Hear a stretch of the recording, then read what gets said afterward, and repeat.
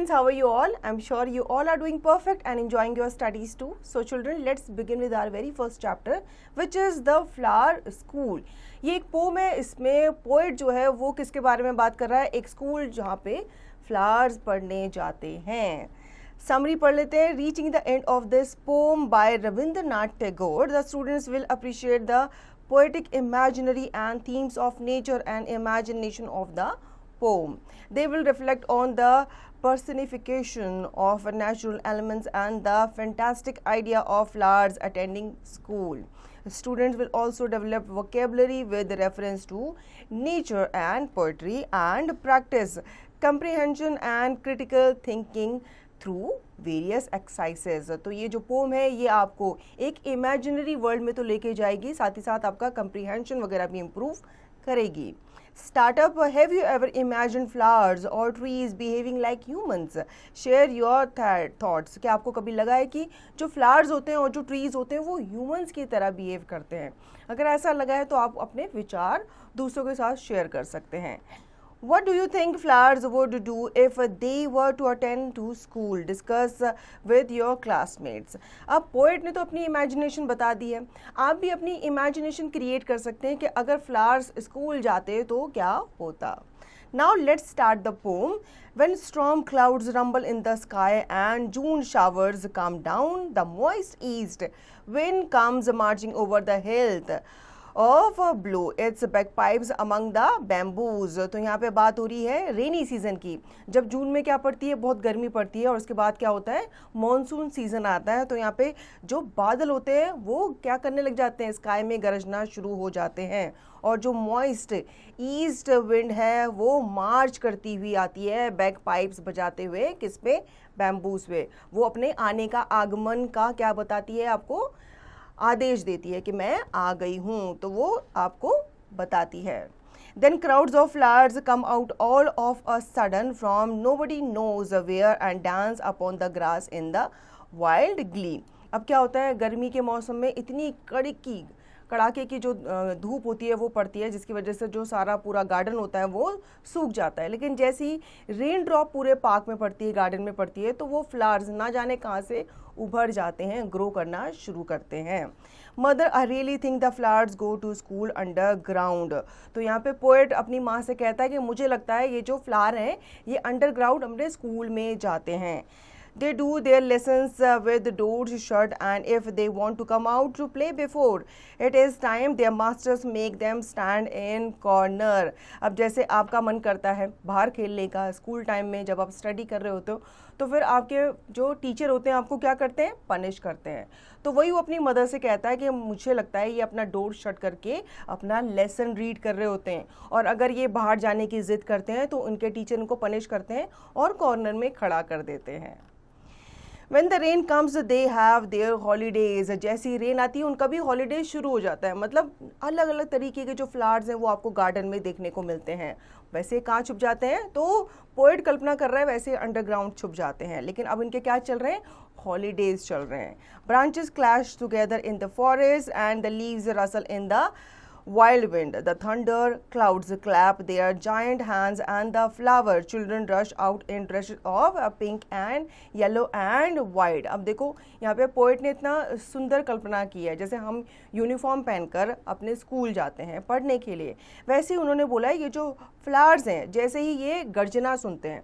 अब जैसे अनाउंसमेंट होती है कि आपके हॉलीडेज स्टार्ट होने वाले हैं तो आप क्या करते हैं, खुशी से महक उठते हैं. तो वैसे जैसे इनको पता चलता है कि बादल आ गए हैं, रेन आने वाली है, तो वैसे ही अपने ब्यूटीफुल जो इनके यूनिफॉर्म्स हैं अलग अलग कलर की वो ये पहन के बाहर निकलते हैं. Do you know mother, their home is in the sky where the stars are. अब वो कहता है कि मम्मा क्या आपको पता है कि इनका घर कहाँ है, इनका घर जो है आसमान में है. Haven't you seen how eager they are to get there? Don't you know why they are in such a hurry? क्या मम्मा तुम्हें लगता है कि वो इतनी जल्दी में क्यों होते हैं और क्यों ये हमेशा आकाश की तरफ देखते हैं, क्यों इनको बाहर निकलने की इतनी जल्दी होती है? Of course, I can guess to whom they raise their arms. They have their mothers as I have my own. वो इसलिए उनको जैसे छुट्टी होती है तो आपकी मम्मा आपको ले करके आती है, ठीक है। तो आपकी मम्मा आपका गेट में इंतज़ार करती है ना, और जैसे ही आप अपनी मम्मा को देखते हो आप दौड़ते हुए अपनी मम्मा के पास जाते हो, और आपकी मम्मा भी आपको हाथ फैलाए हुए, बाहें फैलाए हुए आपको क्या करती है, आकर के हग कर लेती है। तो वो भी यही कहता है, जो फ्लावर्स हैं ये भी अपनी मम्मा का वेट कर रहे होते हैं, और जैसे इनकी मम्मा मतलब जो स्टार्स हैं या जो स्काई हैं वो इनको अपने पास बुलाती हैं, तो ये खुशी खुशी हैप्पीली अपनी मम्मा के पास जाते हैं। तो बच्चों कितना ब्यूटीफुल इमेजिनेशन किया है by Rabindranath Tagore. Word bucket, rumble, a continuous deep sound. Heath means an area of open, uncultivated land. Bagpipes means a musical instrument with a bag and pipes, producing a continuous sound. Glee means great delight. Rustle means a soft, muffled cracking sound. Clap means strike the palms of the hands together, and eager means very enthusiastic and impatient. हमने pome पढ़ ली, अब आते हैं इसकी exercise पर। Think and answer, tick the correct option. What signals the beginning of the flowers schools holiday? क्या signal करता है?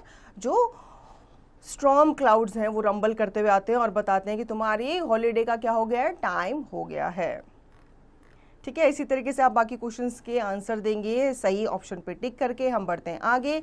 Read the following extract and answer the questions that follow. Extract 1, then crowds of flowers come out all of sudden from nobody knows where and dance upon the grass in wild glee. When do the flowers comes out? कब आते हैं वो? all of sudden आते हैं जैसे ही rain उन पे पड़ती है। Extract 2, do you know mother, their home is in the sky where the stars are. Whose home is being referred to? किसका होम यहाँ पे रेफर किया है? फ्लावर्स का। Now fill in the blanks with suitable words. The moist east wind comes marching over the garden.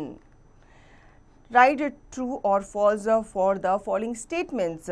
The flowers comes out in the autumn. नहीं, वो rainy season में आते हैं। जब जून का मौसम होता है, जब रेन स्टार्ट हो जाती है, तब ये बाहर निकलते हैं। तो आप यहाँ पे false लिखेंगे। Answer the following questions. What natural events signal the beginning of the flower school? So here, the monsoon season. This event is signaling the beginning of the flower school. Now, value inside. Discuss the use of personification in the poem and its effect on the reader. How does Rabindranath Tagore use imaginary to bring the scenes to life? What theme can you identify embodied in the poem and how are they conveyed? तो आपको यहाँ पे ये सब चीज़ें जो हैं ये डिस्कस करनी है। Word power, form new words by adding different suffixes to these words from the poem. तो eager के साथ कौन सा suffix आप ऐड करेंगे? ly, तो ये हो जाएगा eagerly, ठीक है। Complete the following sentences based on the poem. The flowers come out to play when the monsoon season comes. Create word families for the following words from the poem. Fill in the table by writing related words, noun, verbs, adjectives, adverbs. तो आपको यहाँ पे word family जो है वो create करनी है following words के लिए जो हमें पोम में देखने को मिले हैं। अब यहाँ पे वर्ड दिया गया है वाइल्ड। वाइल्ड नाउन किस चीज़ के लिए बोला गया है, ठीक है। तो वाइल्ड जो है वो बोला गया है स्टॉर्म के लिए, जो आंधी तूफान आते हैं मॉनसून के टाइम पे, ठीक है। Now speaking time, imagine you were a flower and you have just been planted in a new garden. What would you be most excited to see or experience? Discuss your thoughts in the class. You may begin in this way. As a flower in a new garden, I would be most excited to see the sunshine. I would also love to feel the gentle rain on my petals. तो आपको imagine करना है कि आप flower हैं, ठीक है, और आपको किसी गार्डन में उगाया गया है, तो आप वहाँ पे ब्लूम कर रहे हो और आप अपना एक्सपीरियंस जो है शेयर कर रहे हो। तो यहाँ पे आपको कुछ स्टार्टिंग लाइन दे दी गई है, आप इसको कंटिन्यू करेंगे। Writing activity, suppose you are a farmer who has been waiting for a rain for a week together. Write a letter to the big dark rain cloud thanking it for the bringing much needed rain to your fields. Explain how the rain has helped your crops and your farms.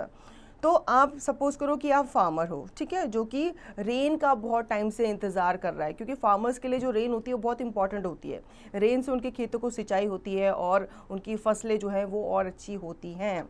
तो आपको एक letter लिखना है to big dark rain cloud कि जल्दी से आ करके उनकी फील्ड पे बारिश करो. Life skill activity, the poem describe how the flowers dance in the wild glee when it rains. Can you think of an outdoor activity that makes you feel happy and free? अब pome में describe किया गया कि कैसे flowers खुश होते हैं जब वो रेन आता हुआ देखते हैं. तो आपको भी अपनी एक्टिविटी बताने है, कोई आउटडोर एक्टिविटी जो आपको अच्छा महसूस कराती है, हैप्पी महसूस कराती है. Now project activity, start a small garden at a school. Each student can plant a flower and take care of it, documenting its growth. Keep a weekly journal diary with drawings and notes about each flower's progress. At the end of the project, create a class presentation showcasing the flowers and sharing what you have learned about their care and development. तो आपको एक small garden जो है वो सजाना है अपने school में, क्रिएट करना है, ठीक है. और फिर आपको हर एक स्टूडेंट को बोलना है कि वो एक ना एक फ्लावर प्लांट जो है वहाँ पे जा कर के उसको ग्रो करे और उसकी केयर भी करे. फिर आपको उसमें क्या करना है, पूरे एक प्रोजेक्ट बनाना है और एक प्रेजेंटेशन बनानी है. फिर उसको सबके सामने आपको रिप्रेजेंट करना है कि आपने कैसे कैसे वो फ्लावर उगाया, कैसे आपने सीड लगाया, कैसे उसकी देखभाल की, कैसे आपने उसको पानी वगैरह दिया. तो बच्चों ये पोम हमें फ्लावर्स के बारे में, गार्डन के बारे में, प्लांट्स के बारे में बताती है कि जो प्लांट्स हैं इनमें भी जीवन होता है.